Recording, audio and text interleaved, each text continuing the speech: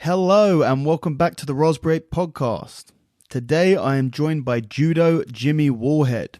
Jimmy is a professional mixed martial artist who has competed all over the world in a huge number of different organizations, including Cage Warriors, UFC, Bellator, BAMMA, M1, KSW. He's pretty much done it all. He's a bit of a legend of the UK MMA scene, and he is also the head coach at Hardy Warhead up in Leicester, which he runs with teammate Dan Hardy. He is someone who I've wanted to have on the podcast for a long time, and it was a pleasure to finally get up to Leicester and sit down and have a chat with him. Hope you enjoy this episode. Check it out. To go. Let's see. So firstly, Jimmy, thank you very much for joining me. Thank you for having me. We'll jump straight into this. Okay. Where I usually go with when I do these podcasts is just starting at the beginning. Okay. How did Jimmy Warhead get into martial arts? And I'm going to just go by the assumption, I was mentioned to you earlier, the last episode we had was another old school MMA guy with Ippon, or another judo term in his name. Now we've got another old school UK MMA guy with literally judo as his nickname. Yeah. So I'm going to guess that it starts with judo. Absolutely. Absolutely. 7 years old, watched The Karate Kid and wanted to do karate. Mum didn't want me to get punched, so took me to the local judo club. Wasn't interested. And then the coach, obviously, his name was Rocky. He was a long ponytail, moustache biker. He used to work down the pit with my dad. She told me all that. I thought he looked super tough, so I jumped on, and that was it. Never looked back. That was it. And you were competitive in judo. You weren't just training. It wasn't just something that you were doing for fun, and it wasn't. Well, it might have been fun, but it was more than that. When did you start competing? Because that's something that I never had experience with. I didn't get into martial arts till I was in my mid-teens. Mm-hmm. So even though I know of a lot of kids who train and compete and stuff in different martial arts, I never had that first-hand experience. So when did you get into competition, and what was it like?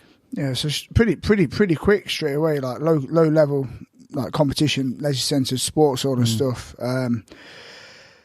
Just like little comps as a kid, and then as I got into my early teens, started doing like a bit more serious stuff, like some BJ stuff, and trying to progress towards like cadet squad and stuff like that. But pretty much from the age of 7 when I started, like a few weeks in, I was it was at Colville. I remember going to a comp at Colville, and I got 2 bronzes, one in my category and one in the open. I remember that. That was not after long, a couple of months. I remember. Wow. So because I guess there's a very different. Obviously, because judo has been around for so long, and it really has a very strong basis in sort of it has a significant basis in the UK culture as a martial art. It's one of the main martial arts we practice over here. Mm-hmm.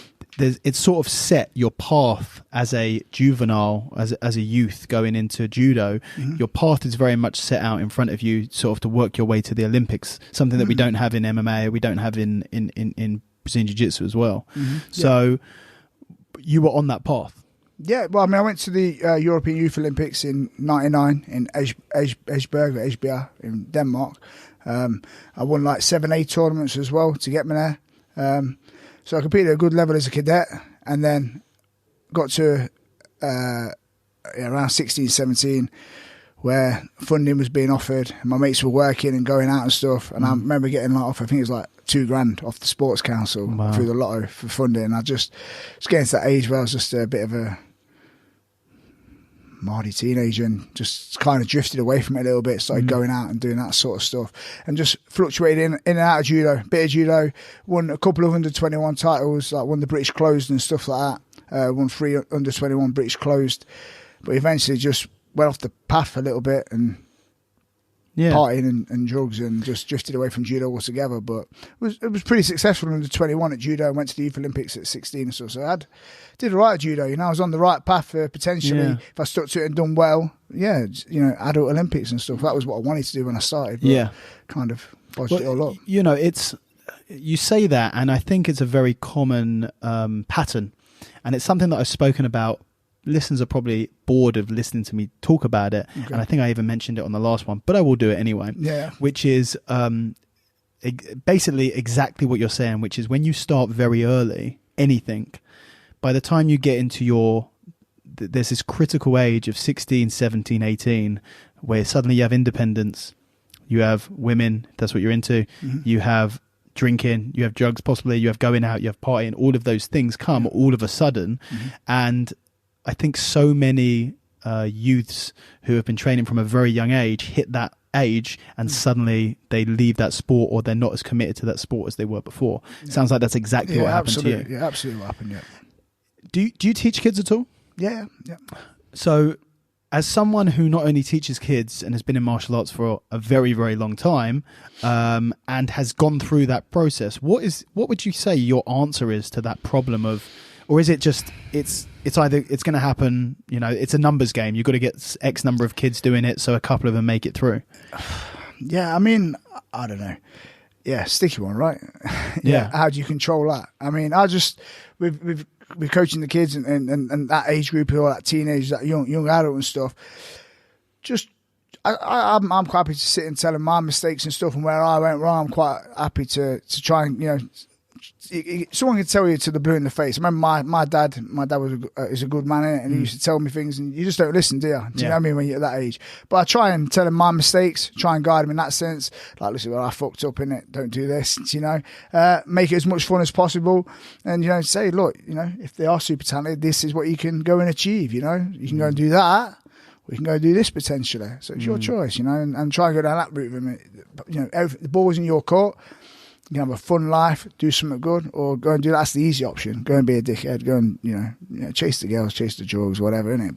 And just put it across like that. I don't know if that's the right way to do it, but that's how I do it. And it's a way to do it. It's a way to do it. And I hope it keeps them on the path. And so just to reiterate it, I imagine I know the answer to it, but if you could go back and stick with judo instead of sort of going through with those distractions, you would have chosen that.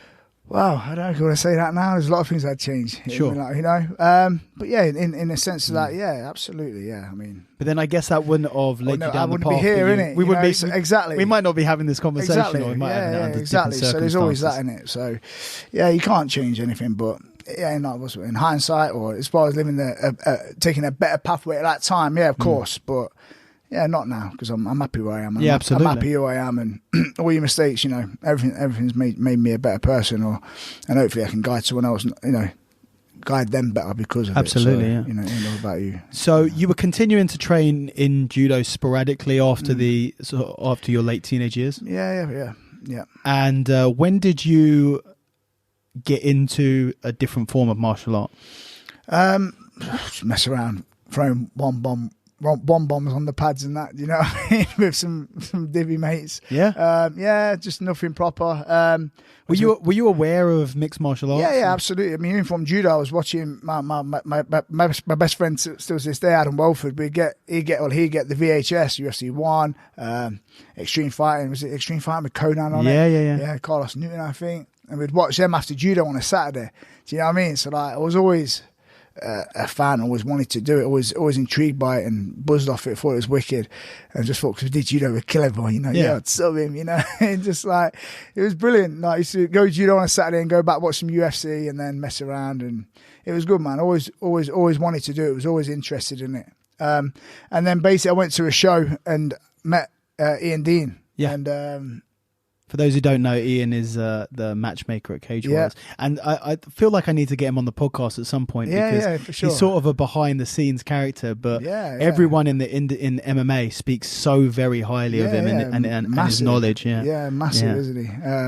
A proper G, isn't he? I love Ian into bits. Great guy. Yeah. And I met him and Rob Butler, who used to be involved with Cage Warriors in the early days. I can't remember which one. Maybe they were both drunk. I can't remember. I remember one of them being absolutely bladdered anyway, and offered me a fight. Told me the ticket commission was wrong, and I had Nathan Leviton there, and he said, "Oh yeah, he was really good at judo. He gave him a fight." So they offered me a fight, and that was it. So Nathan knew of you. So I've been down on Leicester Shoot, on and off again to just to have a bit of jits, rolling, just like training, but also just like not putting any, just partying and going out and not doing much myself. But I'd like to always find myself being pulled back, and then I'd venture off and pulled back. Do you know what I mean? Never, no direction, basically. Yeah. You know what I mean? That's what it was. And I got offered a fight. off Ian and Rob on one of the Cage Warriors quests, and I went, yeah, I'll take it, and that was it. That was the start. Yeah, and that was how it all began. Just by chance, we had a chance meeting at one of went to watch Paul Daly's Nemesis kickboxing show in Nottingham. Met the jump promoter. And that was it. That's how it all began. That was it. Yeah. So is that advice for the current young up and coming crop of MMA? Find a jump promoter. Keep your eyes on show. Buy them a couple of drinks and get chatting and see what happens. That's it, man. The start of a long career. That's it. Done. Perfect. Yeah, you know what I mean. Yeah. Terrible. So going back to just quickly back to you watching the UFC and stuff like that. I always think it's so interesting for when you talk to these sort of what I consider. Obviously you're still fighting now, you're still of a competitive age, but talking of these older school guys where they were already doing some sort of martial art when they saw the first UFC. Now it's going to get to a point in the not so distant future where the athletes, these athletes are going to have started watching UFC when it was already a very established martial art and everyone knew about mixed martial arts. But I always find it so interesting to talk to people who were there watching UFC 1, UFC 2, UFC 3, already training a different martial art and how they viewed that. You're someone who did judo. Obviously, judo is what is the father of Brazilian Jiu-Jitsu, which was this martial art that the Gracies were using, or Gracie Jiu-Jitsu at the time that the Gracies were using to go and smash everyone. Yeah. There was a judo guy in the first tournament, wasn't there? There were a few judo guys early in those sort of when it was still styles versus styles in those first UFCs. Right. So did you see this skinny little Brazilian guy and go, I reckon I'd have him? Mate, we were kids. I can't remember it. I just remember watching it and just thinking we were hard and we could win, innit? Yeah, we'll be good at this. We'll judo throw and then armbar him, used to just buzz off it, you know what I mean? And obviously the fact that people were being, because we were young and dumb, we used to, well, not young, it's true, wasn't it? Grappling is a superior, skill set. But we were young kids, blind to the world, never been punched or anything. Do you know what I mean? We were just buzzing off it, like, yeah, man, look at these guys winning with arm bars and that, or whatever, triangles, and we just because these would have been techniques that you would have been familiar with. Yeah. But your basic judo stuff, But that's it's kind of I always say like Brazilian Jiu-Jitsu shouldn't be called Brazilian Jiu-Jitsu; it should be called Brazilian Judo. Right. Because that is what it is. It has not come from a jiu-jitsu lineage. It's come from judo. Judo was taught to the Gracies and the Gracies modified it into this ground game. But it's a really, I say that all the time because it's the truth. Jiu-jitsu is really, there is very little connection between Brazilian jiu-jitsu and traditional Japanese jiu-jitsu, whereas the connection between judo and Brazilian Jiu-Jitsu is a lot closer. So, a lot of these guys would have been seeing arm bars for the first time and everyone was bamboozled apart from people who were training judo and that would have just been an arm bar that they are very much used to doing. Never thought about that, but makes sense.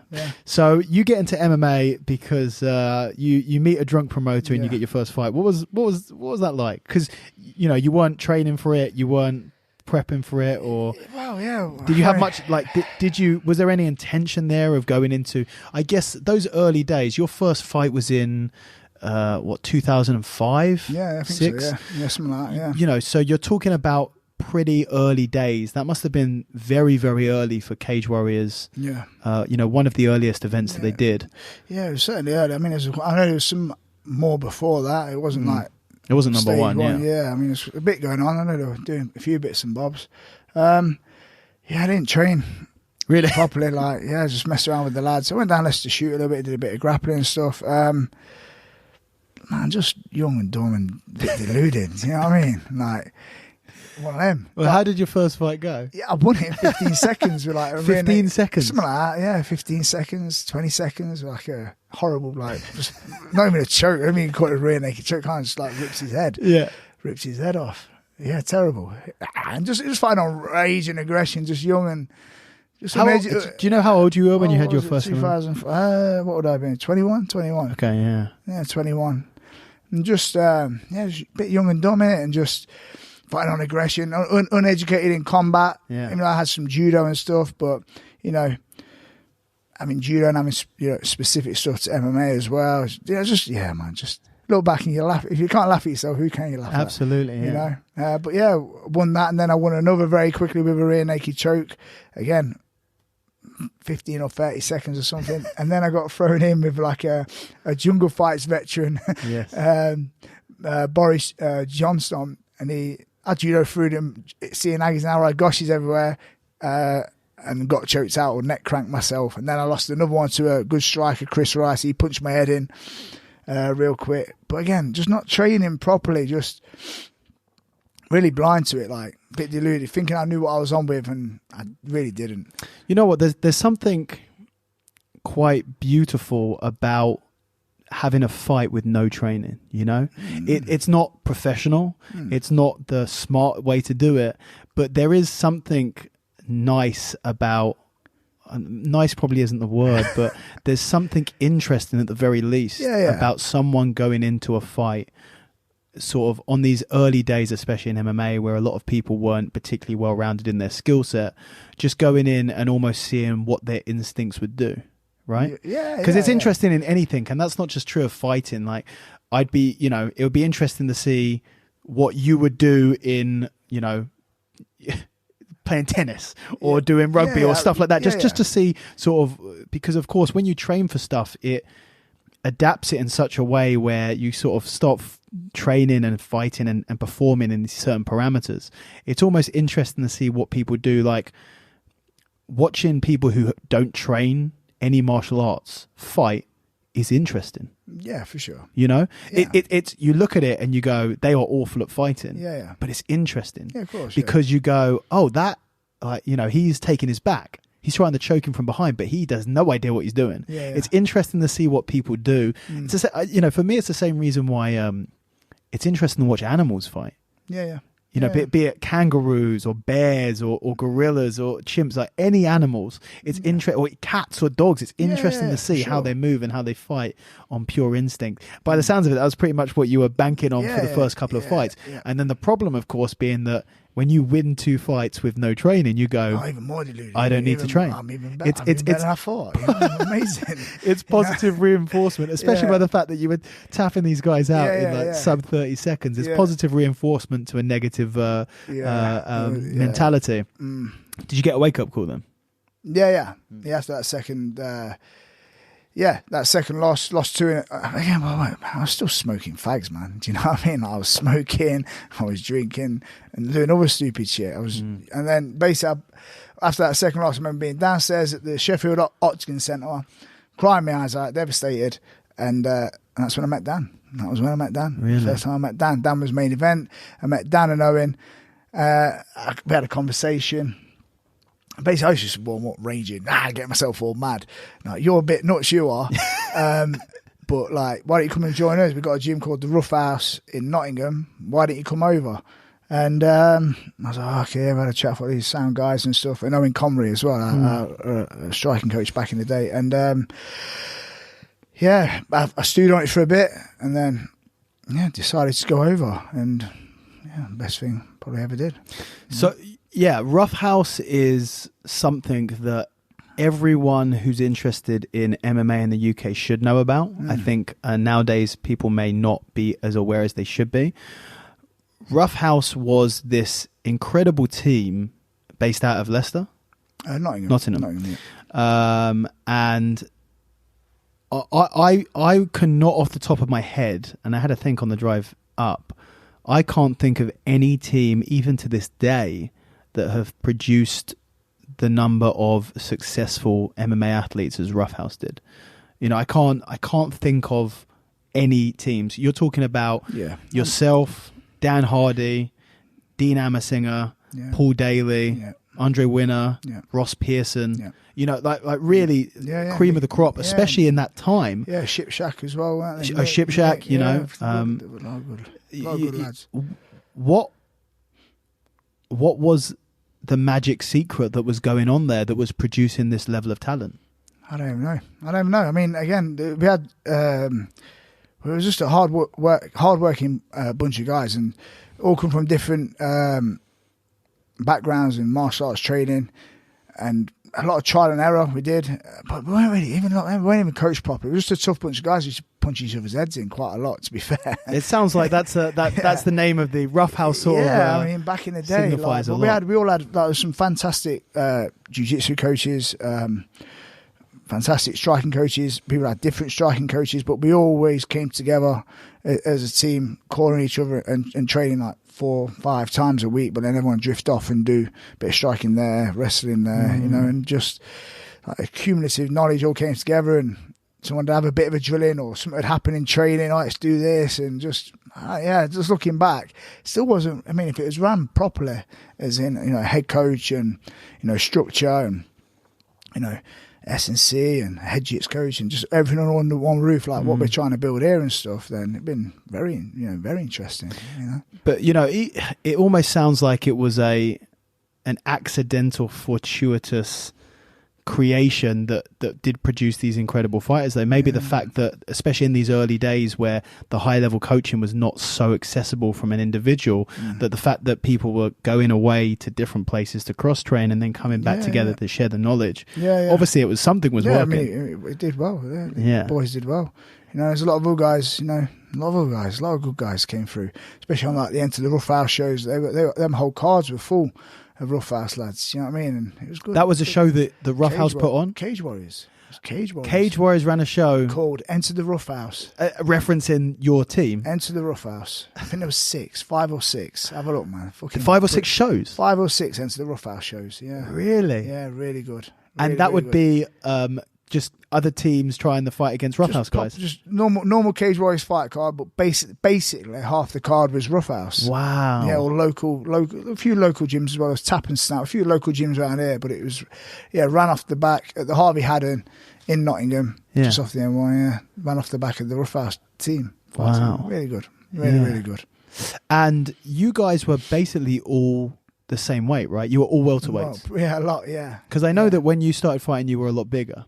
Or you were fighting at a higher weight. You were fighting at light heavyweight. Yeah. And heavyweight debut, I think. Heavyweight. And then middleweight. I think heavyweight and middleweight. I never fought light heavyweight, I don't think. Yeah. And then you came down to welterweight. Yeah. Do you think that was a massive part of it? Because I know when we had at Mill Hill many years ago now, we had just every once in a while you'll just be, the stars will line up and you'll get a group of guys who are roughly the same level, the same weight, the same mentality, the same training schedule, and then magic happens when you get these training partners together. And I think it's such a and we had that for a few years at Mill Hill. We had 4 guys who were we called them the 4 blue belts of the apocalypse, and then the 4 purple belts of the apocalypse, and they were all the same weight. They were roughly the same weight, and they were basically the same weight, and 2 of them, when they'd compete, all of 4 of them, 2 of them would go into another division and 2 of them would go into one division. We try and close it out. Yeah. And the progress that we saw, they were young guys, they were really hungry for it, they were hard-working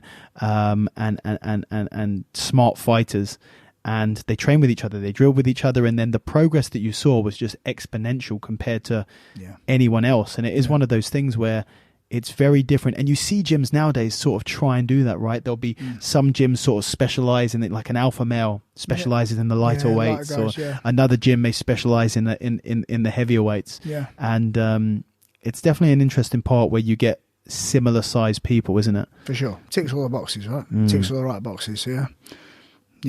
I think that certainly had something to play with it. We're all around the same weight, weren't we? Like I say, everything you just said, same work ethic. You know what I mean? Same, all across the same, very similar ability, all pros and strengths and weaknesses in opposing. It's just, so he brought each on, so obviously I was a bit more of a grappler, but my striking was weak. But obviously my grappling brought Dan's grappling on and vice versa. He improved my striking. It's just everyone complementing each other well.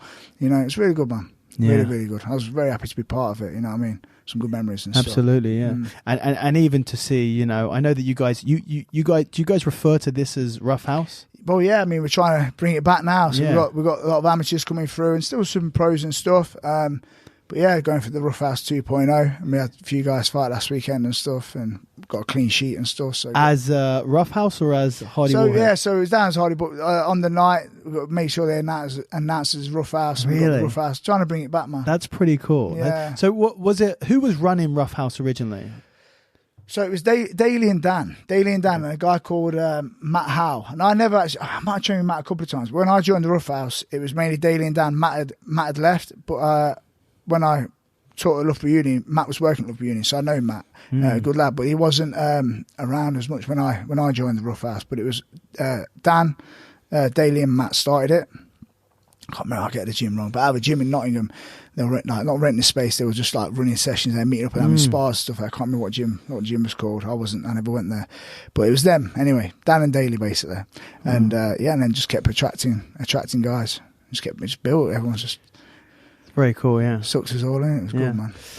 And I'm assuming at this point you upped the professionalism a little bit? Slightly. Did you stop smoking? Yes, absolutely. Okay. Yes. So at this point, were you thinking that I'm going to try and do this as a career? Yeah, absolutely. No, seriously. And also, yeah, absolutely. Yeah. Turn my life around. MMA basically. I think that was like going to Rough House and meeting those guys. Yeah, basically. Yeah. But right against it, I was just fucking. I just wasn't doing nothing, man. I had nothing going on. You know what I mean? Nothing. And basically, MMA's given me a good life. You know what I mean? Like obviously, loads of highs, loads of lows, but I'm in the right good place. I'm happy, and that's the right good place. You know what I mean? Not about money or fame or whatever. You know what I mean? MMA's given me a good life. I'm well grateful. I dread to think what my life would be now if I hadn't met Dan and Owen downstairs in the toilet. Sounds weird, but yeah, meeting Dan Hardy in the toilet saved my life, probably. You know, in looking back. The title of your book. There you go, innit? There you go. But it's almost scary to think sometimes about these small events in everyone's lives that have a huge impact, a sort of a butterfly effect impact. Yeah. And you sort of terrify yourself by thinking, you know, very very easily that couldn't have happened, that might not have happened, and then where would I be if that hadn't have happened? You know, if I hadn't walked into the right gym at the right time and met the right person that put me on the path of jiu-jitsu, you know, you wonder like what would I be doing as well. It's a funny one to dwell on, terrifying one to dwell on sometimes. Yeah, absolutely. So what did that look like? You know, what did and was that an instant sort of this change of mentality upon joining Rough House? Was that an instant? Yeah, pretty much. These guys are all pros. I've got to start acting like a professional athlete. Yeah, I just remember I have been punched too much over the years, so my memory is a bit lax. Yeah, no problem. That's cool. Yeah.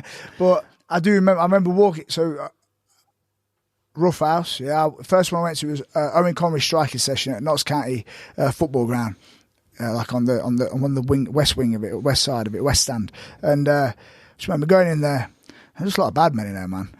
A lot of seriously good strikers. Obviously Dan, man, just loads of guys, loads of talent. I was like, yo, this is, and how the session was run and the work that was put in.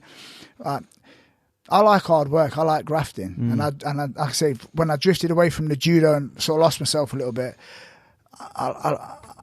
I love combat and I love working. I love to compete, and it just brought loads of feelings. And I remember being in the gym and just feeling that buzz again in my soul. I was like, man, I belong here. This is me. This is what I've missed for like a few years of being a scumbag. Do you know what I mean? With no direction, and I just fell in love with it. Fell in love with the boys, and just it's what I wanted to do. I was like, this is me. This is me. It's got me written on it. And then the interest of learning to strike as well, and obviously wanting to do UFC from a young age. It just everything just again ticks all the right boxes, and just like. Yeah, I felt a bit corny, a bit like, oh, this is it, this is fate, you know what I mean? This is me. And just, it was just right. And I was just so impressed. Owen was very professional, world-class kickboxer and Thai boxer, and fantastic coach. And I just wanted to be part of it. And that was it. Literally, it was instant. I went over there, like, hesitant, unsure, and left there saying, right, this is where I want to go in my life, innit? Literally, it was like one day, I'm going over. Yeah, kind of crazy. Yeah. And you know, since then you have had a huge number of fights. How many? Do you know how many fights you've had? Yeah, I think it's 42 in MMA and 3 K1. Wow. Yeah. You know, it's a lot. It's something. Yeah. It's sort of these records of stuff that you see in that people are very used to in boxing with those number of fights. Yeah. But you're not used to seeing it that often. Yeah. Anyway, in MMA, you know, the records tend to be a lot shorter than that. Yeah. And you fought all over the place. Yeah. You know, obviously you had a big chunk of your career on Cage Warriors. Yeah. You've competed on BAMMA. You competed on Bellator, in the UFC, in M1. Yeah. Different countries around the world as well. Yeah. Chechnya for on Kadyrov show. What was that called that time? Akhmat. Yeah. Akhmat in Russia, Chechnya. That was What was that like? experience. That was an experience. There's a few countries where you think, sort of countries that are different and interesting to compete in. Obviously going to America is a big one because it's sort of, the home of the UFC nowadays, and all the big businesses, and then going over to Japan and getting some of that real traditional martial arts history, over to Brazil and getting that old early days Brazilian jiu-jitsu, and then of course Russia is just like another out of left field. Must be an absolutely crazy place to fight. Yeah, it was. It was. It was for sure. It was a bit rough, mate. A bit of a rough place, and because they're a bit MMA mad over there, aren't they? Yeah. I mean, we fought in the Colosseum, so in Grozny there weren't much going on. I think they said it was carpet bombed 10 years ago, so they're building it back up. But there's not like a tarmac on all the road and stuff, like holes everywhere. A bit of like a bit third worldish, a little bit, you know what I mean? But there's some really nice buildings, like a banquet hall where we had a meal on the way, and with the president was there, and there were Nicholas and Nelka and stuff, and so there was nice stuff there as well. But yeah, he basically built a Colosseum bang in the centre of town next to the football stadium, and this was a place specifically for fights, or gym downstairs, full-time martial arts gym downstairs and weights. That's where all his. I think don't quote me, but his fighters are like, if you're a good fighter, I think he looks after you and your family and stuff. Like a bit superstarish, you know what I mean? Yeah. And that's all purpose built. That's their gym downstairs, I believe. And then the Colosseum above it, and fought in the Colosseum. Yeah, inside. Yeah, inside the Colosseum. Yeah, but he had all like the healthiest, biggest, whammest white tigers all around the outside where you walk into the fights. So white tigers were on the outside. I swear, man. Actual tigers? White tiger. Biggest, like, roared up white tigers I've ever seen. No way. I swear, man. I'm like, what the fuck is this? Like, metal detectors everywhere. And then people... Cause I think, Wait. We can't skip over the tiger. Like, tigers? Yeah, like tigers. Mike Tyson style. White tigers everywhere, yeah.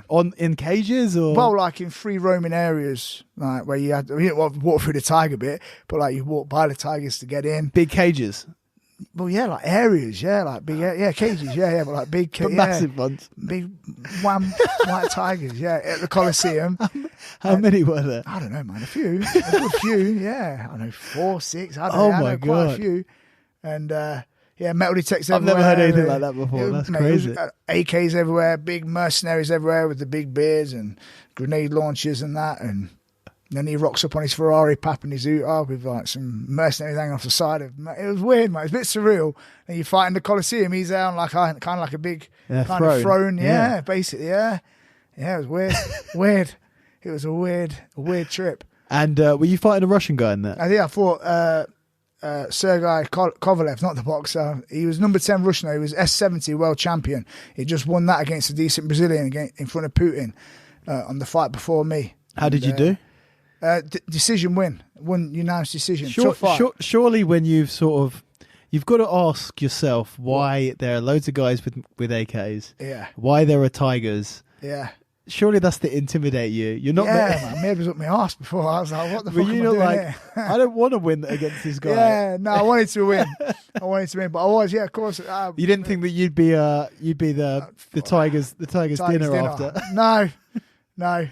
I was more worried about Alexis. I remember at one point in the fight, Kovalev got me down, and my coach, Alexis Dimitriadis, he gave me a hit on the video. Basically along the lines of, get the fuck up, Jimmy, or else I'm leaving you in Chechnya. So I thought I'd done enough to win the fight, and he got me to an elbow on like a double leg, like a blast double, because he had a cut, and he stopped it, and then he blasted double as we restarted, and got me here, and I kind of gave up for a sec, and then Alexis went mad at me. So I got up, because I thought he was going to kill me.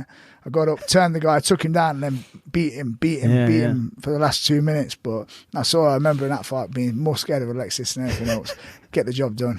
That's quite an accolade to have, to say more terrifying than the tigers. More terrified of Alexis than the tigers, 100%. Don't want to piss that guy off. Did you have any other?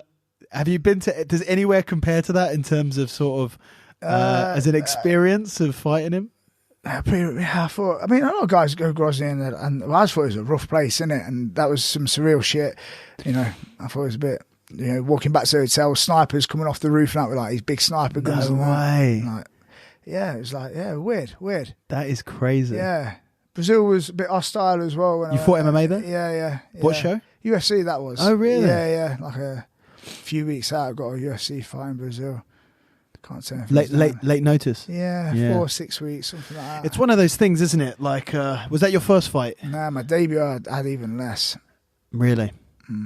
So it's one of those weird things, isn't it, with the UFC, where it's such a dream for so many people that they hold all the leverage in terms of, you know, where if someone was to come, even if I was to get a call from a UFC matchmaker as someone who has never trained MMA, has zero intention of fighting MMA, and got offered an MMA fight in the UFC, I'd have to think about it, right? For sure. Because it's such an opportunity, and they can definitely abuse that power. And I know it definitely happens a lot when people are offered opportunities late notice, because when I imagine it would have been the same for you, you get offered a fight on a week's notice, you don't feel like you can say no, because what if you don't get the opportunity again? This is it. Yeah. Scared of missing. That was it for me. I was away on holiday with the family for 3 weeks in Florida, getting married, and I got the call. How can you say no? Do you know what I mean? How can you say no? So I took it. You know what I mean? And ironically, loads of stuff's gone on. I mean, you know, about the USADA stuff and the 2 losses and just basically you want something for so long, you want something for 12 years, and then you get it, and then you choke, you underperform, everything goes wrong. You know what I mean? Careful what you wish for in life, innit? Live day by day and just be happy, innit? Don't chase too much, innit? Work hard, and what will come, innit? Like, looking back now, I mean, I'm in a good place now, but from signing for the UFC, 2 terrible performances, that USADA stuff, but obviously I cleared my name with that, but the process of that, you know, from it happening, me teaching kids classes, the local paper putting Warhead's a drug cheat, shit like that. I got depression, had a bit of a breakdown, like loads of shit happened, all from getting my dream, innit? Do you know what I mean? So it's all right, I can talk about it now, but man, I was like, having panic attacks and stuff like a couple of years ago, and it all stemmed from getting my dream, innit? Wow. So it's funny when you look back what you wish for, innit? Yeah. So, but I mean. But just because you mention it, and I just want to clarify, it's all good, you tested positive for a banned substance. Yep, Ostarine. And you had not taken anything. No. This was something, and you did get exonerated in terms of your, you were proved to be in the right. It was from a supplement, right? I bought some branched chain amino acids from a supplement shop in Loughborough. Yeah. 2 tubs, £15. Tastiest amino acid I've ever had. Yeah. I won't say the company, but it's like a big British company. Obviously, check the ingredients. It doesn't even. And there's something that the Ostramine is. Do you say Ostarine? Never heard of it. It wasn't on the tub. No. So it's a BCA. So again, don't put whatever. I know what's in a BCA. Leucine, whatever. I knew it was BCA. And that was it. They're on offer. I bought them. Yes, they didn't. But a big British company. Yes, they didn't have like whatever, not the FDA, but the whatever it is. They haven't been tested. No, but I'm just thinking it's a BCA. You know what I mean? Literally. You know, when you're, it's one of those things where you go. It's a tricky situation because you assume as someone who when you look at USADA and you look at you've got to give respect to the UFC in that they have one of the most elite, highly regarded drug testing or doping policies and infrastructures in the world. You know, the USADA, the stuff that they do with USADA is incredible. You know, I know that the UFC fighters, they all need the app on the phone. They need to register where they're going. They can show up at 3 a.m. and ask you to piss in a jar, and to try and keep the sport clean. As someone who is competing in MMA, your thinking is USADA is there to catch people who are taking steroids and people who are taking EPO and people who are taking performance-enhancing drugs. I'm not taking performance-enhancing drugs. I'm safe. Yeah, exactly. I mean, that's where my head was at.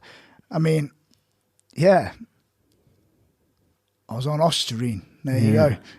Mate, and the ironic thing is, I was pulled. I was pulled from one of my fights, innit? For an injury, but I was injured. I was terrible in the gym. So around the time I was on this Ostarine, I was pulled from my fight being so shit in the gym. Oh, really? Yeah. So I was on this Ostarine. It wasn't working. I was shit with crap. You know what I mean? So that happened. So what was the process of finding out? finding out and then of sort of going through the process? Because I imagine it must have been a ball ache to sort of sort it out and get exonerated. Well, I mean, from it. so first thing, I had probably, I think about 10 drug tests with USADA. You had 2 fights in the UFC? Yeah, a lot of, yeah. 10 tests? Yeah, 8 or 10, quite a lot. A couple of bloods. And when you were in the UK as well? Yeah. Not here. Gym I was training at in Loughborough, my house, London Shoot. So they have people working for them. UCAD on behalf. On behalf of them, and they just show up and... So you do...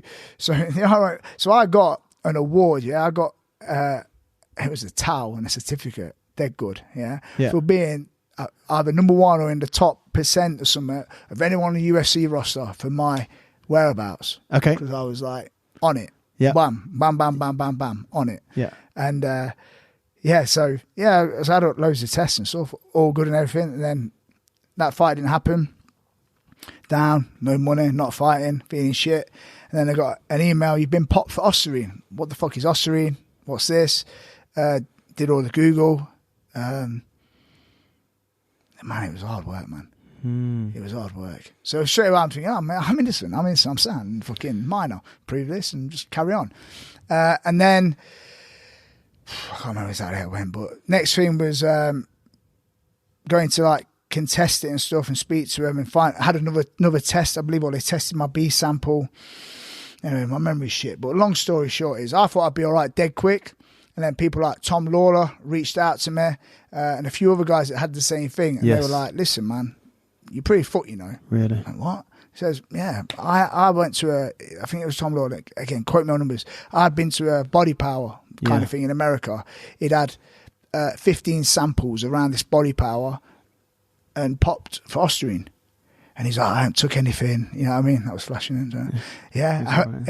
I haven't took anything, he said. See what? You right? Yeah. Battery. I didn't plug it in.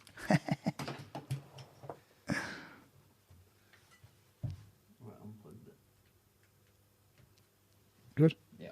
Sweet. And he basically said to me, so you sort of basically charge you $1,000 for every product you want to get tested. Yeah, so people don't know that. So I'd add that amino acid, I took some protein pancakes. Okay, so you have to pay. Say, this is what I was taking. I want you to test this to see whether this has this banned substance in, and you have to pay to get it tested. Yeah, so Tom Lawler spent a fortune. I can't remember if it was 15 or even 50. I know he spent a fortune. He bought and paid for every product. Wow. And he still got pops. And he swore to me, he's like, man, I've got kids. I'm not a cheat. Like, I've not done this. And he got banned in it. Yeah. And I was like, fuck. And then my arseholes fell out. So I'm like, fuck me, I'm fucked here. Do you know what I mean? Like, one, I can't afford. So I was speaking to Jeff Nowitzki as well. He was great as well, by the way. He like, really supported me. So from day one, I spoke to him. I was like, I'm not going to lie. I didn't know what his Ostarine was, but if I was going to cheat, if I was that way inclined, I'd take a fuckload of tests, growth hormone, EPO. You know what I mean? If I was going to do it, I'm going to get a doctor. I'm going to do it properly. I ain't going to take this Ostarine, which I found out is like £20 for a tablet, not even proven to do it. Do you know what I mean? It was like a bullshit thing. You wouldn't do it if you had anything about. You wouldn't do it. It's not. You know what I mean? It ain't the way you do things if that's what you wanted to do. Yeah. And how would you even do it with USADA constantly checking you? You know what I mean? And I said that to Jeff, and straight away he believed me. Did nothing but support me and then help me get the products tested. Help me get the products tested. Him and the UFC helped me get my products tested because I wasn't getting paid out. I had no money. You know, I couldn't afford what they wanted me to pay, so I had a lot of help and support off Jeff and the UFC, which I'm very grateful for. I sent product that I bought around the time that was sealed. Didn't hear off him for ages, and then I sent another batch, bought from the shop, and then the UFC or USADA source their own from online shopping. Basically, after 9 months and everyone in my town thinking I was a drug cheat, I was so lucky. So 3 separate batches, 4, sorry, the one I pissed hot, the one I sent, another one I sent a couple of months later, and the one USADA sourced themselves, every single tub tested positive. Wow. That's the only reason I was cleared. That's the only reason I was cleared. That was it. But it's still 9 months. They said to me, so this has been 9 months, or 8 months and 2 weeks. So basically said, look, just to show that we're doing something, you should have used a bigger company. And I said, well, it's a big British company. And they went, yeah, but they sell other things on the website. You shouldn't have done it. I went, okay, yeah, you know what, you're right. I shouldn't have done it. I should have been a bit fucking clever and really understood the risk, but I didn't, you know. It's one of those things where you don't understand the risk until it's too late. Yeah, it was too late, and I was like, you know, and then anyway, they said, look, we're giving you a 9-month ban, but we're backdating it. You're free to fight in 2 weeks. So that was it. That was the end of it. But in that time, I got depression, innit? I had a bit of a breakdown and everything, and then so the UFC were going to give me another fight. They said, happy to have another fight, and then I asked for a release. Really? Yeah, so the UFC, even after 2 losses, all that bullshit, was still going to give me another fight. Yeah. And then I asked for release because I was, depressed and struggling, didn't want to fight no more. I was done. I didn't know what I was doing. My head was gone. And anyway, then Jude rang up a couple of months later, or text me, basically offered me a Bellator fight. And I said, I don't want to travel. Fighting shit when I travel. Don't want to travel. But it was all that money. I thought, you know what, I'll sign it. Yeah, I'll sign it and keep it there. Just as, you know, if I can ever sort myself out, I'll have something there. So I felt bad because I felt like Jeff and stuff thought I'd asked for a release to sign with Bellator. Sure, yeah. And it genuinely weren't the case. I asked for a release because I was done, depressed, head up my arse.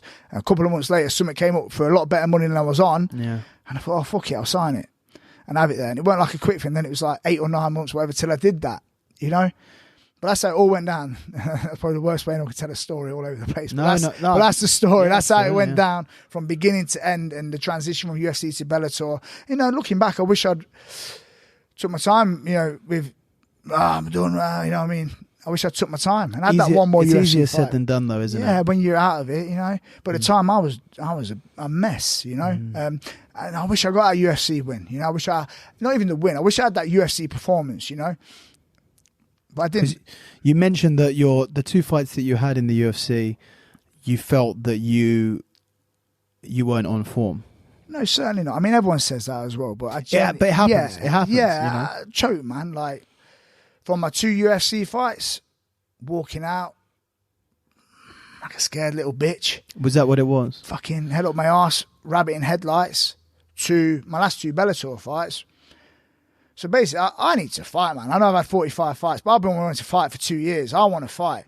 I'm in the best place mentally I've ever been. Like, literally, walked into my 2 Bellator, because what don't kill you makes you stronger. I've been through a lot mentally. And I was always, what I think always held me back was my mental approach to fighting. Yeah. Overthinking and worrying and stuff. Like, genuinely, like, my last 2 Bellator fights, I walked out 3 hours doing now speaking to you. Cool, man. No pressure. Like, just wanted to fight, man. The fact that I was getting paid good money, no, I didn't care. I just wanted to fight. I was just doing it because the first fight I had with Bellator, I was just doing it to prove that I can, after everything I've been through with the USADA, the depression, how low I'd been, I just wanted to fight. Just do it for me, innit? And I won, and I got paid well, and I was happy. And then I did another one, and I won that, and I'm like, I'm just in a good place, and I want to fight. I feel good, like, technically I feel good, mentally I feel fantastic. Yes, I'm a bit old and a couple of injuries and stuff, but forget that, you know what I mean? Yeah. We'll get through it, you know what I mean? But I'd like to have a couple more, really, before I'm too old, you know? You know, the... Sorry. Go for it. The mental side of fighting is something that's so massive. You know, it's something that I've always been interested in and training and stuff like that, the mental side. And then, of course, because, you know, the mental side of performance, any performance full stop, then specifically sports performance or physical performances, and then it takes it to another level when it's combat sport, you know, when you're really going against someone directly and you're going to try and impose yourself on them and they're going to try and do the same back. It does not get bigger than an MMA fight, realistically. There's nothing, you know, the stakes are higher, for lack of a better phrase. The stakes are higher compared to grappling, compared to judo, compared to boxing, compared to kickboxing. The number of things that can happen, the number of ways that you can be hurt. Yeah. The stakes are never higher. You know, short of you having an organized knife fight with someone. Yeah. You know, that's the only way that you could up it past MMA. So the mental side of that is surely greater than any other sport in the world. Surely. I agree with that. Yeah. Yeah.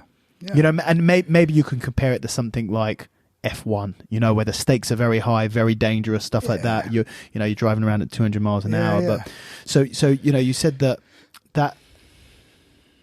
you know, the mental side let you down in your UFC fights, and now you feel that that's something that you can almost wield as an advantage. Yeah. Was that change something that you consciously developed, or is that just circumstantial to what, you know, where you were in your life? A little bit of both. So like for pretty much all the career, fighting to feed your kids, and that sounds a bit full on, but pretty much it's a bit cliche, but you know, it is what it is. It's cliche for a reason. Like, fighting was my income, and you got paid fuck all. So how else do you word it? But fighting to feed your kids, kind of corny, but true, innit? You know what I mean? And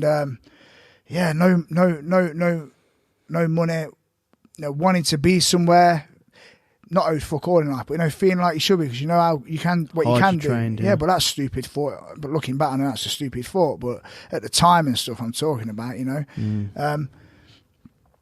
So that was part of it, like a lot of pressure for many reasons. Do you know what I mean? In my own head, not as much as you might look at it and think, ain't got fucking going on, but in my own head, like mad pressure. It doesn't matter, and this.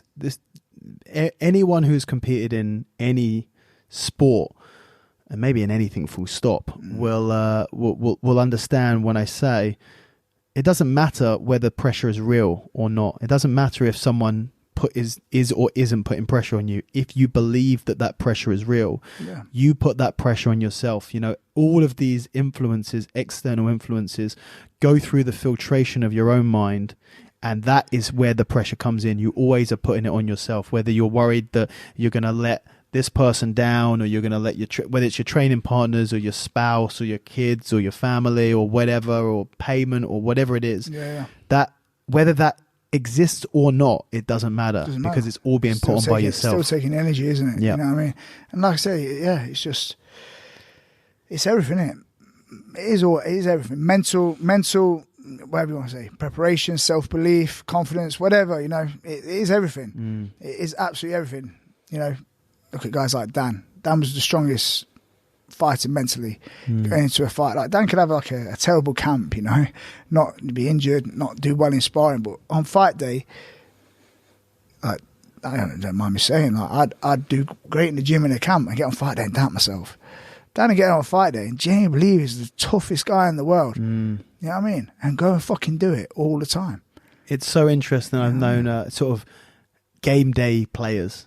You know, there are some people who, you know, there's sort of three different people that you can have. And obviously I've experienced it a lot with jiu-jitsu athletes, which is there are some people who do good in training, do good in competition.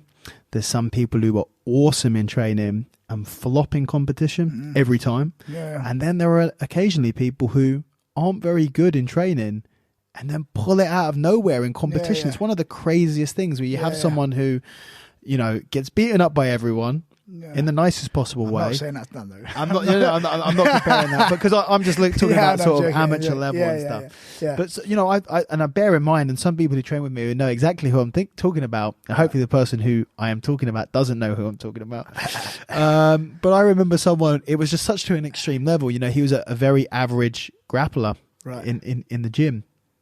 And we took him to a competition one day, expecting him to maybe lose his first fight or win one, lose one.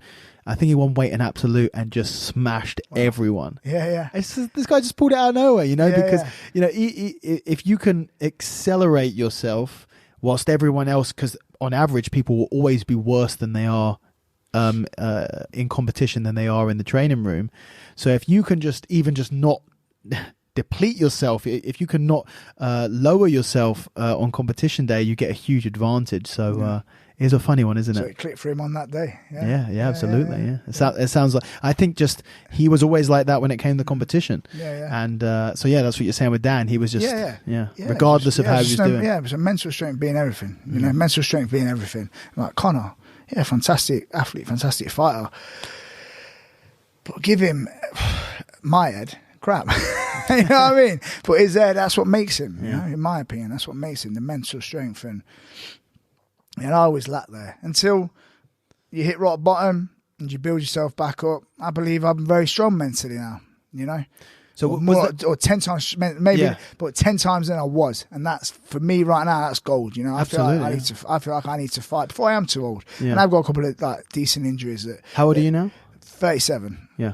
37. I've not fought for 2 years, but I'm in the mix all the time. Yeah, the last 2 years has been, the last year and a half has been very, very hard, I imagine, to get fights. Yeah, absolutely. Yeah. So is that what is who you are now mentally? Is that a product purely of hitting rock bottom, and then like you said, you did mention once you get to a low, you sort of what doesn't kill you makes you stronger, or was that something specifically trained? Well, I always remember I'm trained Michael Page for years. I'm a massive fan of Michael. I think he's the absolute bollocks fighting wise. Talking to guys mentally strong.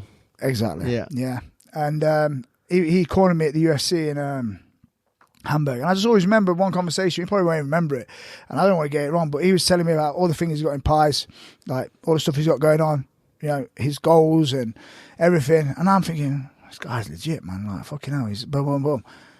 And he gave me a massive kick up the arse. I never told him this, but he gave me a massive kick up the arse. So after that UFC loss, in that debut, even though I went for a lot of shit after that, still got things in place. You know what I mean? Like, set up a management company, started running shows, started doing more PTs, and just got shit in order, like, to just support myself better and just plan my future. Do you know what I mean? And then probably take the pressure off of the pressure off competing as well. Absolutely. So I believe the facts of going everything I went through, but in the background, even though I was going through all that stuff, I was still trying to build other stuff, and because obviously I weren't fighting because of these side of stuff. So that gave me, as soon as my head was up my arse day to day, I wasn't just sitting in my room. I was grinding a lot and being a mess. You know what I mean? I was still trying to fucking fight my way out of it. I never gave up at any point. Even though I felt close a couple of times.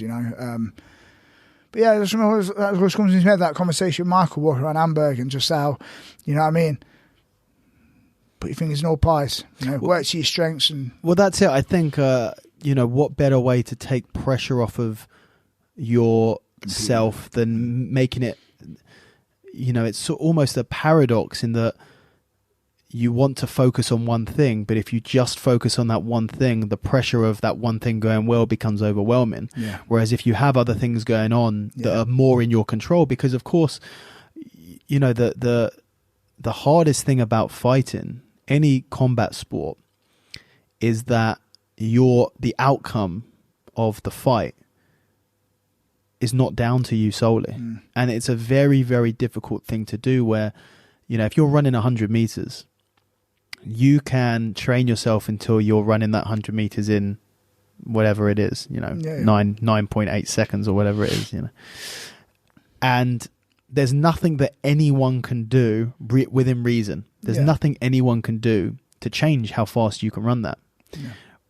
Whereas fighting is like running a 100-meter sprint while someone's trying to stop you from running that 100-meter sprint. You can do everything right and it can still go wrong. Yeah. And for that reason, I think it's one of the reasons why it's such a fickle sport and therefore a fickle business, which is you can put all of your eggs in this one basket, train as hard, be in the best shape of your life, the best training you've ever had, do everything right, and you can still get knocked out in 10 seconds. Yeah. And this must be, obviously you've spoken about hitting rock bottom as sort of the result of a couple of back-to-back losses, and then on top of that, the issues that you've had with USADA, and that's very understandable. But over the 40-something fights that you have, that must have been something. The highs and lows of being a prize fighter, essentially, must just be insane. Yeah. I mean, no end. Like false promises and stuff, and I had an IFL contract. I had won a tournament to fight in Pride. That never materialised. Really? IFL was promised a WEC debut after I beat Shane Mills. I can't remember. If you get me, I would have wrote notes, man. Yeah, like cool. 7 or 8, like fucking just loads of stuff, man. Ultimate Fighter, that was one. All the lads got on the Ultimate Fighter, the UK versus Finger. Yes. I was phoned up, said I was too experienced for it. Wow. But would have you? So we've got some good news and some bad news. That woman from Spike, Jamie Campione, she rang me. They've got some good news and some bad news. All the lads told me, texting, we're on, boys. I'm getting the call. I'm fucking hell, I'm a fighter here. You know what I mean? This is it. Anyway, some good news and some bad news. Bad news is we think you're too experienced. I'm like, right, what's the good news then? We'll have you as an alternate. I was like, oh, great. fucking rocking. Do you know what I mean? So when they were all fighting at Wolfsay, I was in a hotel locked down the road in the hotel. Wow. Yeah. So that was another one. Loads. Ian Freeman's British Bulldogs with the IFL. I was looking forward to that. And then they went bust. Won the tournament in Holland for Pride. I was the 83 category. I won that. They did David Barron went and fought Gomi. And then I was meant to be next. And then Pride went bust, or UFC bought it or whatever. Yeah. But I never signed papers fighting Pride. It was just like, you're next. Yeah. And that never happened. Loads of stuff, man. Yeah. Loads of highs, loads of false promises. You know, here's what it is, innit? You know what I mean? Like I say, it's common, but don't kill you makes you stronger, innit? And all the pressures with, like, even like, say the guys here, upcoming fighters and stuff, like, there ain't no pressure, man. Life don't change. Like, you win. Yeah. Oh, you got loads of people around you, yeah? But you know, people actually love you and give a shit, yeah? They don't care if you win or lose. Yeah. They just want you to be healthy and do your best, innit? And be healthy, not be injured, innit? And you be happy. So, like, take the pressure off, innit? Like, it makes no difference. Obviously, we all want to be world champion. We all want to win. But just get on with it. Maybe at the end of the day, those highs and lows are sort of more self-inflicted than they are actually in reality. Yeah. So, you know, you're coming off of 2 back-to-back victories now. Yeah. So you do still want to compete? Absolutely. I mean, I love coaching, and I'm very passionate about my coaching. I'm always trying to evolve as a coach. Yeah, we'll get onto the coaching then. Yeah, I'm trying to evolve as a coach, but I also got a little bit more left. Fighting. Yeah, I feel good. Like, if I didn't feel good, like, I went down London shoot a couple of months back. Like, I used to go obviously a few times a week and stuff, but very busy. But I went down, you know, and the world class guys, I did very well. You know, it's like I hadn't been gone. You know, still in the mix with the boys. You know, I've still got something left. You know, and I'd like to fight. But where I'm at with injuries and stuff and my other commitments, I want to get paid. If I'm not getting paid, I ain't going to do it. You know, and I feel, without sounding arrogant, or feel like I'm owed that. At least what I got paid for my last couple of fights. You know, I don't want. Yeah, you know. It's one of these things where, another paradox sort of for a fighter, which is, I imagine as a fighter, you feel that you're meant to fight. Do you feel like you're meant to fight? Of course, you feel like it's in you. Of course, there's a time that's going to come, and I look forward to that. 100%. But like, just you feel like that's one of your purposes on this earth, is to fight. Yeah. But then at the same time, you are putting your life at risk. You are putting serious injury at risk. You have to be compensated financially. There's no other way to compensate. You know, that's how we value people in society. That's just how society is. You value them with, dollars or pounds or whatever it is, whatever currency you're fighting in. Yeah. So it makes total sense and I guess there's a big discussion at the moment about fighter pay. And something that, for all of the bad that the YouTube brothers, I won't even bother mentioning their name, but for all of the bad, it is something that they've brought to attention. Absolutely. And how big a business is the UFC and these other organizations, and how valuable a fight is and how much they should be paid is an interesting topic, which I think, I don't know if we'll ever finish talking about. I don't know if we'll ever get past the point where people are having to talk about how much fighters are getting paid. Yeah. Who knows? Yeah. Who knows? Certainly like to think it'll evolve, innit? You know what I mean? It'll progress and guys will get looked after a little bit better. I mean, my UFC fights, the money was pretty bad, man. After you pay your tax in whatever country you're fighting in, you fly your corner out, you pay your expenses, your training camp, you get your $1,000 Reebok bollocks. It's like, oh, you bastard. This fight's cost me. Yeah. It's sad. It's sad. I know for a lot of people it can be like that. Yeah. Especially when you invest because you want to give yourself the best opportunity to win. You're following a dream. You're following a dream, ain't you? So you're willing to sacrifice stuff, and then you look back and you go, I kind of got screwed over there. Yeah. It'd be a lot better if you, at the end of it, I've at least covered my expenses and, afforded the rent or the mortgage. Yeah. Nice. Yeah. No one's, we all want to be millionaires, isn't it? But I just to be right, it'd be nice, just be right, isn't it? Bit of justice. Yeah. So when did you fight in the UFC? Do you remember what year that was? No. 2019. What were we in? 21, 2009, 2018, 2018. Okay, so it wasn't that long ago. No, a few years ago. Yeah. A couple of years ago. Yeah. Because of course it is better than it was. You know, some of what they were paying some of the fighters in the early days was kind of insane. It was, you know, undercard was $3,000 to show, $3,000 to win, and you go, that's mad, isn't it? It's 10-10 now, isn't it? Yeah.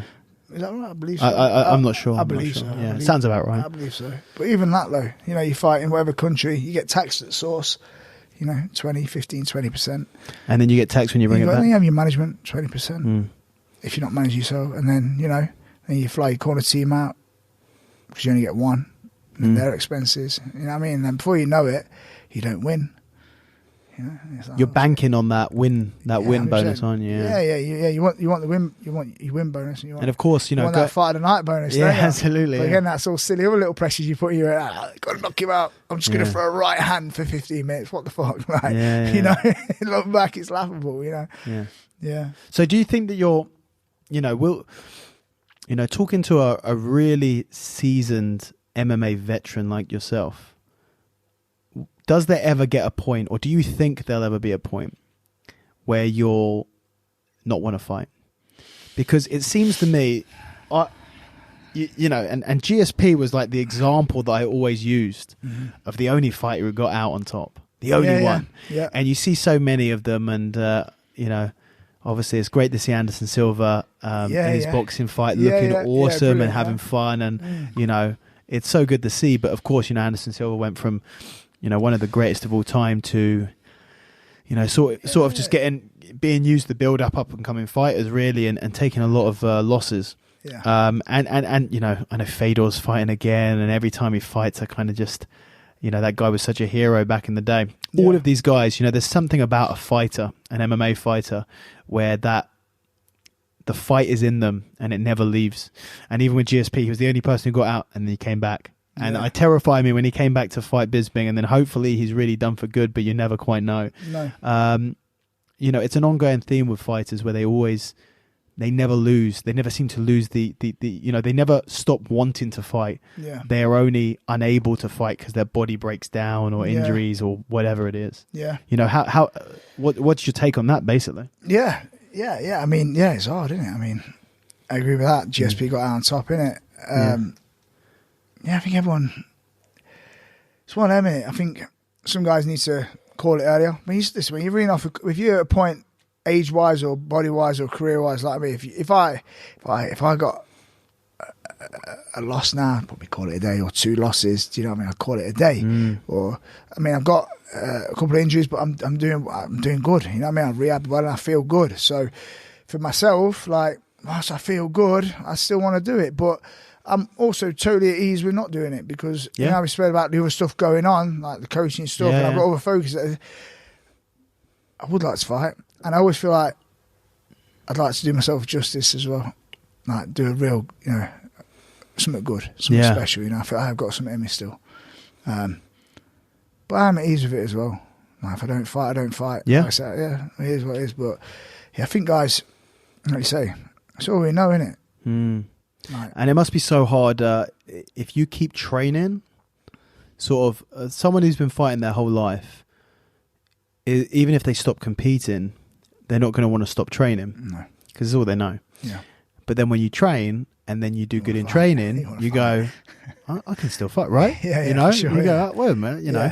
I know my coach, Nick Brooks, he, you know, the guy just broken physically. I've never met a more broken human being. But he'd, you know, I'm never going to fight again. And then he'd start rolling, and then he'd tap a few people out, and he'd go, you know what, I've got a little bit more in me, you know, and then more injuries and the same thing. And sort of this perpetual cycle of choosing not to fight again, and then still training and doing all right in training, and then going, well, if I'm doing all right in training, why can't I do all right in the competition? Yeah. Yeah. Horrible. Yeah. Horrible, right? Yeah. Yeah. It's just never ending. Over and over. Yeah, I know what you're saying. Yeah, I mean, I'm not there. I've got a little bit more. I like it. I want to see you go again. I got a little bit more, a little bit. So let's move. I'll tell you what. I'd say I want to move on to talking about your coaching. Yeah. Because obviously that's a big part of what you're doing at the moment, and has been for the last couple of years. But I also want to just touch on a technical thing. just that I'm interested in, which is going back to the nickname Judo and the background in Judo. Yeah. You're someone who's been able to adapt their Judo. Judo is this incredibly effective martial art that is rarely utilized in MMA, especially in high levels. But the people who can utilize it do it so well. It seems very few people can. It's almost like with wrestling, even though, and this is not to say that one is more technical than the other. Personally, being a no-gi guy, I hate Judo because I don't like wearing the gi, and I really love wrestling. I'm getting more into wrestling. Yeah. But you see, like, guys can wing a double leg sometimes. Yeah. They can wing it. No one can really wing a good Judo throw. That's not something that I've seen a lot of people be able to just go for it and make it work, where they might be able to with a blast double or a single leg or something like that. Yeah. So I want to know what wisdom you may have when it comes to converting that gi Judo background into no-gi grappling and then, MMA. Never much wisdom comes from me, but I'll still try and get it out. Yeah. You know what? To be fair, it's only been, certainly my last fight, I made one before. It's only been the last few years I've really felt confident, because you know what? I thought I was a striker for years, isn't it? You know what I mean? Stupid. So the nickname Judo was just to throw him off. No, it's just I think I was it How Teague? How? Yeah. He gave me that on a write-up once, and that stopped. Yeah. And I mean, I thought I was a striker for years, and then and then you just do the wrestling. You're single legs, double legs, or you clinch, blah, blah, blah. And it's like, you just follow not trends. You just follow patterns, don't you? Yes. It's very easy to do that, right? Yeah. And it was my last fight. It clicked with me, like, so I broke my hand on like the first right hand, so my right hand was done. Yeah. So the whole fight I just wrestled, didn't it? I hadn't wrestled in years. Even my fight before I was striking, it was dead easy. I was like, the wrestling. Yeah, just took him down and a bit of jits and control. And this is easy. I like it. Yeah. And then it was all like, it's literally my last fight. It was like, if I fight again, I'm not getting game, but I'm going to wrestle you. Yeah. I'm going to wrestle you. Yeah, I'm going to grind you. Do you know what I mean? But also, I feel like my judo's evolved lately more than ever for MMA. Playing with it, a lot of inside trip stuff, so overhooks, underhooks, throwing on the underhook, and just a lot of Diashi stuff, a lot of foot sweeping stuff, and a lot of judo off. Failed doubles into the ashes or stuff like that. Just being very playful with it, And sometimes, that can be the advantage of not fighting, is being able to be a bit more explorative with your training, playful, and not have to, when you're fighting continuously, you're always on your A game. Yeah. And when you're off fighting for a little while, you haven't signed with anyone, and you don't have anything coming up, but it might happen in the future. You can, let loose a little bit and explore and experiment. Exactly. If I fight again, I'll certainly be trying to throw someone. Yeah, for sure. I feel confident. You know what I mean? And like I say, in the gym, doing well and stuff. And I think with the judo, I think it has got a big place. And I've seen a lot of. Listen, we've only got some young amateurs coming through here, like Tom Owens 4-0, Jack Henshaw's 3-2. Kieran Fall, Riley, these boys are coming through, but like you're seeing them hit judo stuff, it's coming out in them because we drill it, and there's certainly a place for it, Is it something that you teach a lot then? Yeah, I don't teach it. It's like I teach MMA wrestling as such, I don't teach it, but it is judo. They know it's judo, and like I might say, judo you do it this, but we'll use the underhook instead, or the overhook, or whatever. But it might just be that naturally your style of MMA wrestling has sort of that influences of judo in it. Yeah, maybe that as well. Yeah. So the coaching thing, how long have you been coaching for? So I had my first judo club at 16. Oh, really? So Paul Bennett, the old boy that ran Market Boswell's judo club, got ill, and I took it over and was running the session for them at 16, 17. Yeah. A couple of times a week, So I've coached for a long time. And have you coached non-stop through that since then? No. Yeah. No. Bits and bobs. I always do a class at Bushido, which was like the home of Rough House, once a week. It's like to help Lee out, and I think I did a bit of Leicester Shoot as well. Did a class a week there to help Nathan out. A bit like that over the years. Do you know what I mean? But there's a big difference between doing a few classes Yes. and being a coach. Yes, absolutely. That's something that I learned, for many years. I also started teaching when I was 16. Yeah. And I taught consistently once a week minimum, sometimes twice a week, but at least once a week, continuously up until sort of 20... when would it be? 13... 14, and then I had a full no-gi program at Mill Hill, and then suddenly I went from teaching to coaching. The difference, a lot of people don't understand the difference, but the difference from just passing on knowledge to really trying to cultivate a team, and it's a massive difference, isn't there? Absolutely, yeah, absolutely. I mean, so I find myself thinking about coaching all day. Scenario. I mean, I've got Ollie here now for S&C as well, and he warms the guys up and cools them down, etc. But as far as my own personal coaching, like I said to you, I don't watch much fighting, but from in the gym, seeing problems guys are having, my experience, and I do watch a bit of fighting and stuff, but always just trying to evolve, always trying to better. I've got a system, of course, like everyone has. Always trying to better it and add bits and be playful with it and trial and error, and but also coaching for the specific fighter as well, like Jack Henshaw. He fought at the weekend and he won. He fought fantastic. Was always ex-taekwondo guy, always trying to box. Not a boxer. This kid basically just started going down the route of basically Michael Paging him, making him be like a Michael Page, and his performance was unbelievable. He's got a lovely bounce, he can kick, lovely straight shots, can wrestle defensively well, attacking wrestle, defended the back, got it spun early, made a mistake, spun dead. Said don't spin, spun dead early. Got his back to it. Defended the back fantastically. Ended up triangling the guy.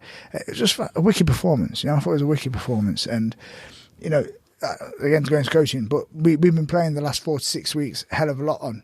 This is you. Be you. Yeah. Don't be what everyone else is doing. Be you, and just I buzz off it. I love it. And I love seeing the guys evolve, and when they fight and win and stuff, like, you're winning, ain't you? That's what I was saying to her. If I don't fight again, I am happy. I am happy. Like, these boys make me very happy.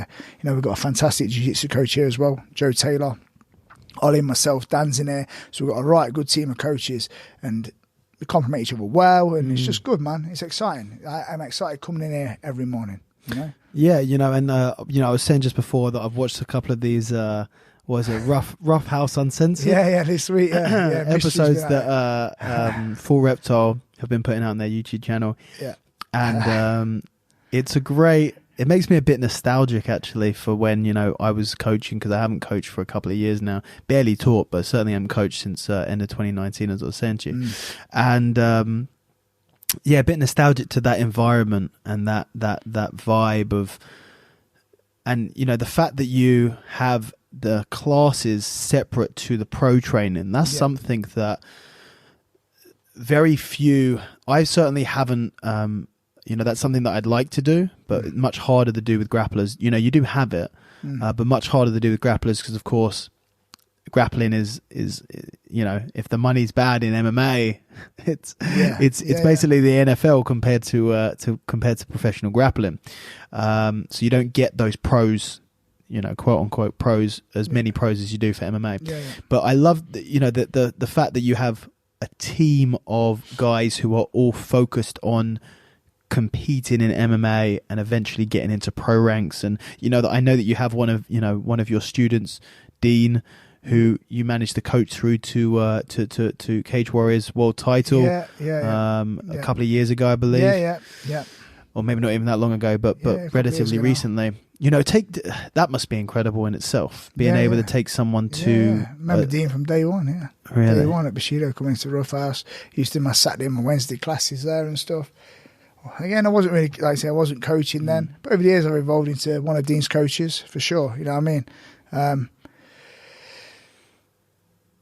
It was amazing when Dean won that belt. You know what I mean? Unbelievable, And he's had some bad luck as well. And he lost again last week. He's lost a couple on the bounce. Had a bit of a skid. But I feel like we've got Dean back. He's motivated. I mean, that fight he took with Harry or George? Harry, wasn't it? Hardwick. Yeah, one of the one of the Hardwick brothers.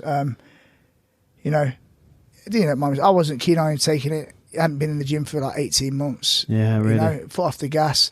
It got him in the gym, and it's the best Dean I'd seen for a while. Was it the best Dean? No, not by far. And you know, I was nearly in tears there. I watched it here because I didn't go down because I stayed up here with the lads that were fighting on the Saturday. When he laid the gloves down after, do you know what I mean? I thought it was done. And it devastated me a bit, to be fair. You know what I mean? Not being there, I should have just put things on hold here and gone. Very upset about it. But you know what? Dean was in here Monday. And there's a look in his eye, yeah. I think he's got to kick up the arse, mate. And he's like, that's it, I'm dedicating myself. He's taking multiple days off work a week. He's realised why he's gone on this skid. Like, Dean won the belt, and he lost to Mads. And I thought he was unlucky in Mads. I mean, Mads had to be carried backstage from the car kicks Dean landed on him. He made a mistake on that Japanese necktie, you know, and got subbed, you know. In fact, Mads is wicked. I'm a big fan of Mads. Good. Yeah, fantastic. Yeah, fantastic. But we knew if Dean won that fight, he was going to get to the UFC. Like, so a lot of pressure with Dean, and again, so gutted for him. And then just who did he lose to? He lost to Morgan, didn't he? After that, so it was Mads, which I thought he could have won that fight. Very unlucky. The Morgan fight, all emotional, and then this. So he's had a real bad time. But since he won the belt, Dean hasn't been, you know, where he was before. And I do feel like now, I'm not slagging Dean off, like, he took a bit of a skid. Like, life takes over, doesn't it? He works full time. He's got a kid. He's got a missus. You know what I mean? Life takes over, innit? So it's hard.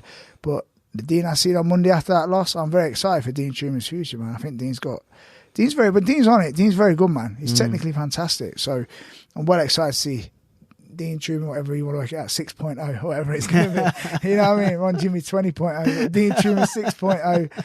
When he fights again, it's going to be a while, but he's back in the gym and he's motivated. And motivated Dean Truman's a very good fighter. So talking about him, just off on a tangent there. Sorry, no, that's very all right, passionate mate. with Dean. Like I say, because I've seen him from the beginning. Rocks up with Jim with his silly haircut and his little Elridge white Corsa. You know what I mean? I've been around him years, innit? Love the lad to bits. So, but yeah, Dean's had it tough lately, but he'll be back. I know he will. So, and you know, the enthusiasm that you talk about, Dean, is only a testament to your passion as a coach as well. You know? So I think, for sure. Yeah, I care about guys a lot, innit? You know, I mean, major students do. It sounds corny, but you're family, ain't you? You're brothers. Absolutely, you know what I mean? Where are you if you ain't home with your family? With your family? You know, I truly believe there's sort of like an old adage of you don't really know someone until you fight them, and you know that can be training with them, and it sounds a bit Hollywood and a little bit over dramatic, but you know, there's something very, and I talk about it all the time. There's something very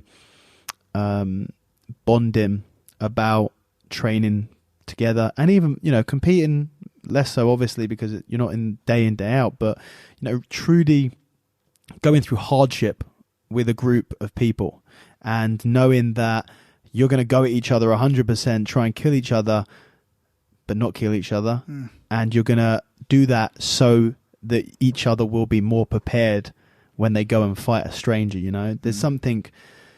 It's something really bonding. Beautiful about, absolutely, bonding and really beautiful. And you know, I have, I'm sure like yourself, the majority of your friends, of your closest friends will be people that you've met on the mat or through the martial arts journey, with the exception of a very small number of people. All of my friends are people that I've met on the mat.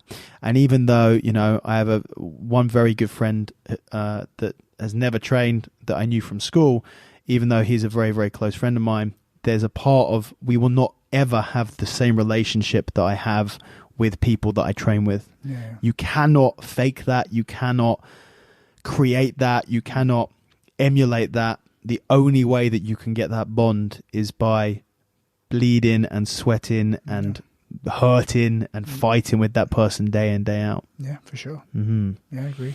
You know, and I think it's, you know, one of the reasons why for so many people the last year and a half has been so hard, because, you know, as we sit here and chat today, and when this goes out, which will be early July, it will still be illegal to do what we love to do. You know, it will still be against the law to come into the gym and to roll around with your best friends, and that's sad. You know, and obviously I know that the majority of people are you know, there are many people, I don't want to rub it in the face of anyone who is not training yet and is still off the mat, but obviously there are a lot of people, it's no secret that most people have gone back to training at this point, but there are definitely some people who haven't all around the world. There's different rules all over the place, and it's sad, man, because it is a very special human experience to be to be in a team like this. Yeah, for sure. For sure. Yeah, it's been very hard. I mean, one silver lining for myself is got a young lad called Josh Hamilton. We crossed paths through lockdown. I ended up padding him in the garage. A friend of a friend. He was a bit of a lost young soul. Yeah. He's on the podcast, little Josh, the dumber and dumber of MMA. I think some of the comments are calling us. He's my little apprentice brother, boy, and I got little Bobby as well. But Josh is going to be world champion. I'm sure of it. Wow. So we've got him as well, and that wouldn't have happened, I don't think, because of COVID. So he was brought over. We did a bit of pads in the garage. And that's how our relationship started. And we was coming in here around the back and just doing a session, me and him. You know what I mean? Being a bit naughty and stuff, but he's fantastic. He's had a year of work and he's ready to fight soon. So even though we've had the lockdown as such, I would never have had so much personal time with him and crossed his path because of the situation. And I mean, this kid's a elite level boxer and kickboxer, but mate, he can wrestle. The guys can't sub him now. He can wrestle. Joe's done a fantastic job on his jiu-jitsu. I've took over his wrestling, his MMA. He's a beast. So, you know what I mean? So there's always a silver lining, isn't there? You know what I mean? That's dropping, man. I mentioned all the other young killers. I didn't mention my homeboy, innit? All of them are going to get upset listening to this if you haven't mentioned them now. Well, we've got loads of guys here. Hetworth, Marcus, Craig. You know what I mean? As soon as you start naming them, Johnny Rambo, Togan. There's some great guys here, man. Yeah. And just with a bit of hard work and time, these boys go on and do really good things. Yeah. So this place, Hardy Warhead or Roughhouse 2.0, is it's been open for about 2.5 years. You said. Yeah, well, open a year. Yeah. Well, open a year, and then a year before the lockdown. It was a year, pretty much to the day, and then bloody lockdown. So yeah, it was in a good place, building as a business, but luckily, we built the pros is back going strong again, which is good. Pros and amateurs, sorry. Yeah. But yeah, the actual business side of it, we're a little bit, like other businesses, But July 19th, we're back and we're still here, so that's the good thing. A lot of places aren't, are they? A lot of places. Yeah, absolutely. So what was the opening of this when you really went from teaching to coaching? No. I had seen Wallhead. So that's right. So I mean, they've got a lot of good wins with them as well. I was renting a mat space at John Skilling's, my friend, long-time friend at Loughborough. I was basically renting a mat space there at John's and coaching there as well for a good few years. And I was as well at 4D before that, half coaching. But from John's I started coaching, I believe. So it's probably 5 years more coaching, trying to build a team. Make it personal, progress the guys, evolve as a coach, and so for a good few years now. And this I'm still a baby, I like coaching, but I know where I want to be, and I know what I want to try and achieve as a coach. And so I'm not the best talker or smartest, but I do know fighting, and I do know combat, and I love it, and I'm passionate about it, and I'll always try and evolve as it. And as a coach, how much of the style of coaching, or even one thing that if you watch the sort of video blogs that you guys done, is the atmosphere that you've cultivated in here, especially with that pros training, it's so important for sure. And is that something that you have specifically tried to cultivate, or something that has come very naturally? Or Roughhouse Uncensored meant like a piece of shit. Remember that's edited, I ain't that full on. I seen some comments, some guy saying, fuck me, that Jimmy's got some energy in it. Basically, it's a piece of shit, what I mean? I ain't that full on. But I do believe having a laugh is very, very important. Like, what's the point if you ain't enjoying it? You know what I mean? I said it someone raps did a little video before Tom Owens' fight. What is the point if you don't enjoy it, man? Like, what's the fucking point? There's no point, absolutely. So, I do try and have a laugh. But I mean, hard work first, focus and whatever effort. Well, that's it. You can't expect hard work without having a bit of comic relief. Basically, you can't keep the intensity because, and I guess it's a real difficult balancing act of getting the right ratio of hard work, physical punishment on your body, and then easing off and having a bit of lightheartedness, because if you don't have that lightheartedness, then no one's going to enjoy it. And if you don't enjoy something, what you just mentioned a second ago, which is you got to enjoy it, it's so important, because you'll never be good at something that you don't enjoy. You have to, even if you're suffering through some parts of it, as an overall thing, you know, surely you have to enjoy it. And certainly in my case, you know, you have to enjoy it. And I believe that as well when I coach, that you have to make people be happy to be in that environment and not just always be kicking their own asses. Yeah. But yeah, it's a tough balancing act, isn't it? Yeah. Yeah. For sure. Sure. And how much of your coaching now have you taken, you know, influence from places such as Rough House in the past? Yeah. So I mean, I've trained with a lot of obviously really good guys and been coached by some great guys over the years. All the Rough House coaches. I was with Victor for a long time, a steamer. Yeah. Did bits with Braulio, Nathan Leverton. Loads of pro boxing gyms. Loads of names. I'm gonna miss people, but I think my biggest inspiration to coach. I mean, Paul Ivans at London Shoot, and Alexis. Paul Ivans and Alexis. I mean, I look at them boys now. They coach, and that's who I want to be. I want to be as good as them one day. You know, I think when I joined London, I got invited down to train with John Hathaway before he fought. I think it was Dong Hyun Kim. I think it was Kim. Whatever it was, 6 years ago. Went down there, and again, remember I said that feeling with the Rough House when I walked in there. Yeah. And it was like I felt it. Yeah.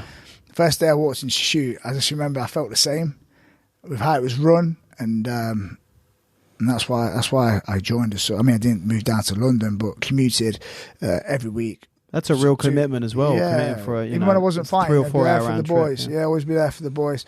2 or 3 times a week for 5 years. You know. Wow. Until we got this place open, and my time just got soaked up with this. Yeah. But I think they're fantastic coaches, The London Shoot guys, I was mentioning earlier, I don't know if there's any gyms that have been as successful as Rough House was when it comes to MMA.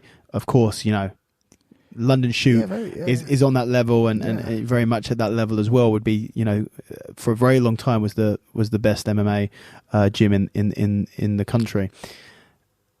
Those are guys who you don't really see them on the grappling scene anymore. But when I was coming up in the grappling scene, when I was sort of blue and purple belt level, they were competing a lot in grappling. Yeah. And I had many wars with many London Shoot guys. I almost felt that every tournament I ever went to was me versus London Shoot. Right. And at one point there was a small time when I was a youngster and I'd been grappling for a little while where I wanted to transition into MMA, and they were very kind in offering to train me there. Right. Never ended up getting into MMA. Right. But Alexis and Paul are 2 guys that I definitely love to have on the podcast and talk to them, because you talk about coaching. I hadn't even really thought about it until you said how long they've been coaching for, but that they were like really well-renowned coaches when I started training 15 years ago. So a huge experience in coaching and coaching guys on every single platform around the world. So I think they main evented every. I've heard Alexis say it on a video. They've main evented every major organisation in the world. Wow. Main event every organisation in the world. Multiple world champions. Took guys from starting to the big shows. Isn't it? Yeah, absolutely. Yeah, that's what I want to do. I want to do what they do. It's going to take me a long time to get there, but in 20 years, 15 years, I hope I'm, half, 3/4 of the coaches there. I'll be very happy with that. Absolutely. Absolutely. Yeah, no, it's coaching is such an interesting thing as well, and I think I guess one of the most interesting questions really for anyone, and I will sort of as we start to wrap this up, whilst that is.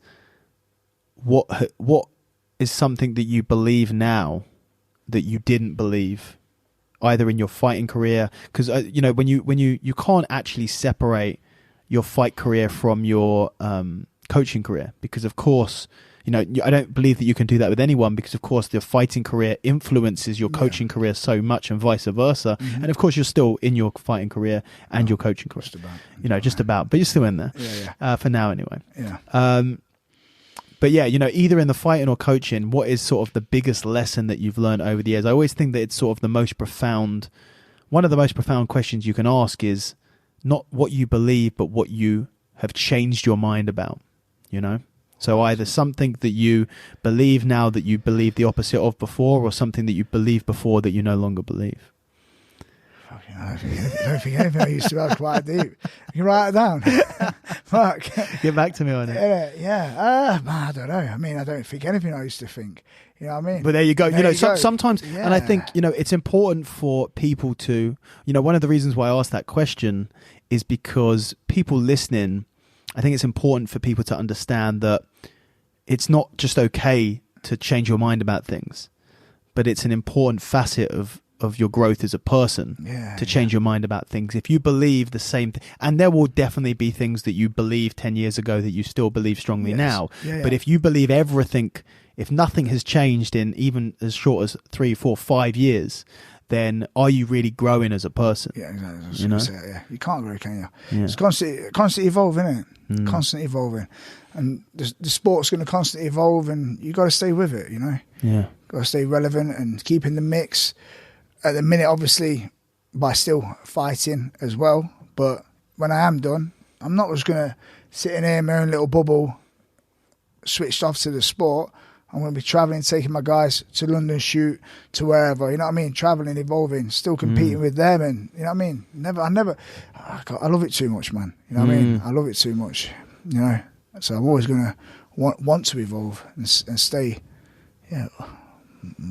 whatever, in the mix. Yeah, absolutely. Stay on that sort, keep riding the wave of MMA, right? Yeah, man, absolutely. Because when it's actually quite to see someone, and I'm always impressed, and I hope that I continue to as well, because I certainly am at the moment. But you're someone who started training many years before I started training with the judo stuff.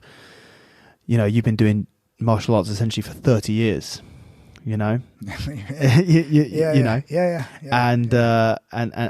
fact that you're still passionate about it and will hopefully continue to do so.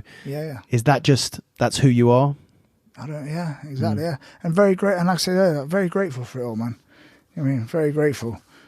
Like I say, highs and lows, but whatever you're doing, nice highs and lows, innit? But a lot of good highs, a lot more highs than lows. Yeah. A lot more highs than lows, and give me purpose and focus, and forces me to try and better myself and better people around me.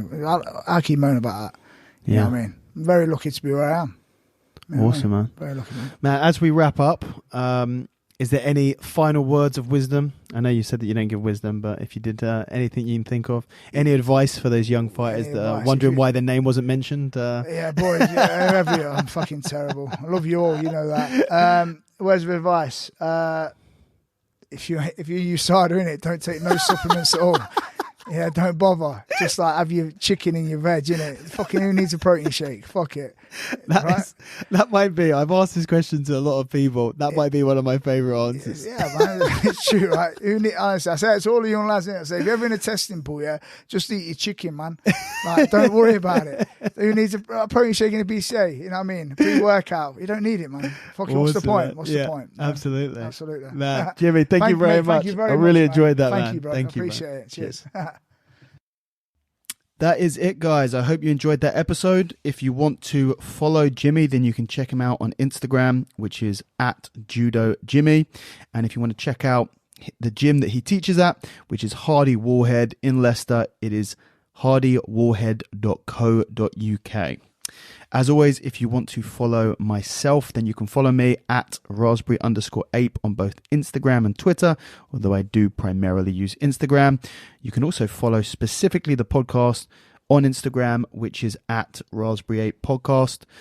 You can follow or subscribe to my YouTube channel, which is youtube.com/raspberry8, where you will find this episode of the podcast in video format, as well as many other episodes and a few other bits and pieces on there.